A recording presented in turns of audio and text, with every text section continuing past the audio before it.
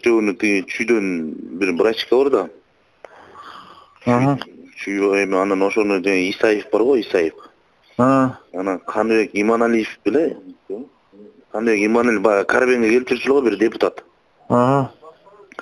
Экөө тартып, короче, неме акча предлагать этчи, эме кылыптыр да, короче, отчаянный балдар керек, анан тиги бу деп, анан баягы Рысбековский Деңиз деген бар болчу.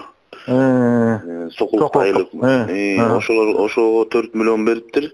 Дагы эме деген Мирлан деген физкультурник бала бар. Ошого 4 миллион сом бериптир, короче. Бул эмеге мындай выбор эмес, переворотко эме кылыптыр да, үгүттөп.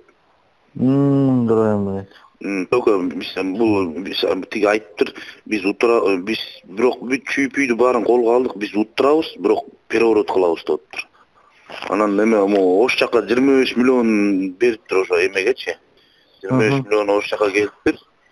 Анан ошо азыр балдардын баарын только ошого үгүттөп атыптыр да. Только переворот дейт.